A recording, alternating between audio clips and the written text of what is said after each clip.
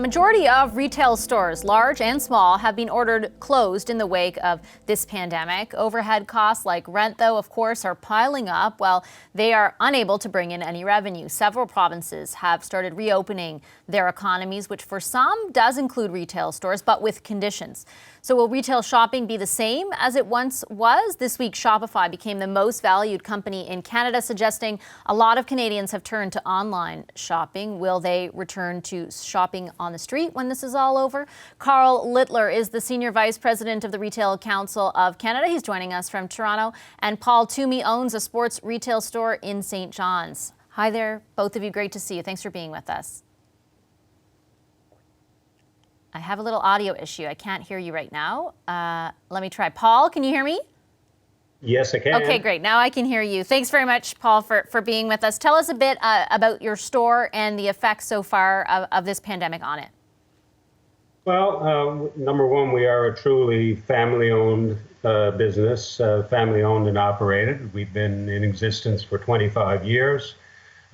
We operate out of the Avalon Mall, which is certainly the largest mall in the province, and it's been tough. We closed our doors on March the 18th, and realistically, we probably could have done so a week or two earlier because there just weren't any people in the mall. We laid off all of our staff, which included one employee, a full-time manager who's been with us for the full 25 years. And our general manager, and as well as all of the 6 part-timers that we have working with us. And since then, we haven't been open, no revenue coming in, but there's still a few bills coming in every day. And I'm going to ask you about them in a second. I just want to get the sense from Carl about what he's hearing from your members, Carl, many of whom are I imagine, like Paul. I keep hearing every day, I feel like in the United States, there's a new headline about a new massive retailer filing for bankruptcy. I can only imagine how tough it is for smaller retailers. What are you hearing? Certainly it is a tough time, and rent is the overwhelming issue for most of our members, that they've got some inventory. Most of it's shuttered up. They are certainly looking to get some relief on the rental side because that's a ticking taxi meter, and there's nobody coming in the door in most cases. So that's the critical issue. Paul, is rent a critical issue for you? Rent is very definitely an issue for me. Obviously, zero revenue coming in. It doesn't leave very much to pay any bills, particularly rent, because that's the big one next to salaries.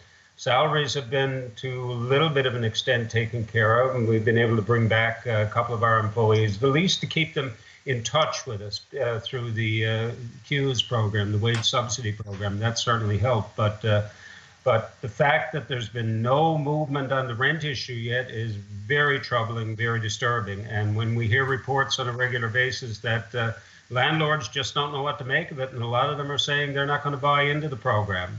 My view is that the whole concept of the program needs to change and focus on small and medium business, especially the retailer. Yeah, and let me just follow up with you there, Paul, because just for our viewers so that they know what you're talking about, this is, of course, the commercial rent program that the government announced a few weeks ago. Very few details at this point, other than we know the money is going to go through the landlords. And the landlords, essentially, to get some of that money from the federal government, have to agree to take overall less rent. But it's really predicated on the landlord's subscription to the program. They don't know, though, again, what the details are, how they'll get that money, how fast they'll get that money, or how exactly it'll work. So many of them have been hesitant, and we've been hearing from them too, to confirm with tenants for sure they're going to take part in it because they just don't know how it's going to work. Or is that similar to the experience that you've had? Yes, absolutely. I mean, I speak to my landlord on a regular basis, and at this point in time, they just don't know what they're going to do. And but still, they expect to see the rent payments, and that's very troubling. It's worrisome, and knowing if we're indeed going to have a place to go back to. The view I've taken, and I've expressed to everybody from Minister Morneau to our own Premier, is that maybe this program should go the way of other programs, and it should be put in the hands of the tenants, the retailers, who could then be required to make sure that they pay the rent with the money that they get. And that way everybody wins. The landlord wins and the tenant wins.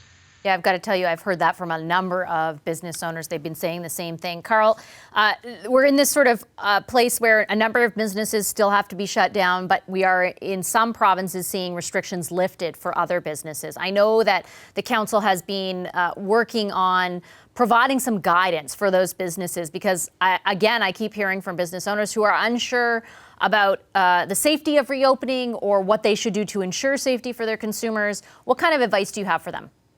So there's a fair bit of guidance that's out there, and we are certainly working on some pretty detailed protocols. I think it's important to remember that that the primary issues here are still physical distance and sanitization. It's not that any of that has changed since the beginning of the crisis. But of course, it depends a little bit on where you're operating and how you're operating. So, for example, for apparel retailers, you need to think about cleaning of soft surfaces.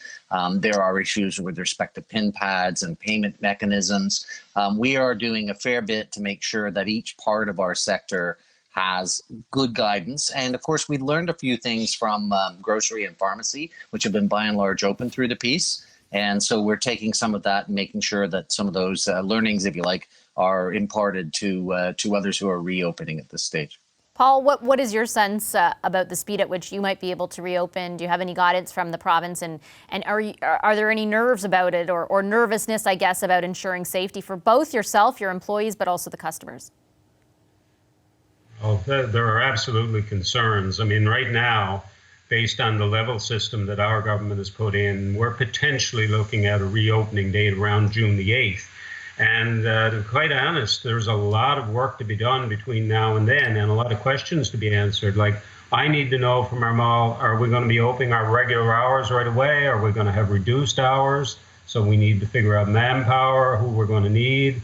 There's that whole issue that was just mentioned about sanitization, change rooms, return policies.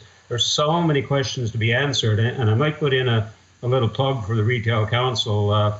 We printed off the playbook that they're producing, and we're going to be using that as our guideline, along with what the health officials determined for this province as well. Well, I wish you the best of luck, Paul. I appreciate you both making time for us this evening. This is a really important subject for, I know, so many Canadians right now who are worried about their own health, but also the health of their businesses. And thanks again for making the time for us, Carl Littler and Paul Toomey. Thank you. Thanks very much for the opportunity. Hi, I'm Vashi Capellos, host of Power in Politics. See more of our show by subscribing to the CBC News channel or click the link for another video.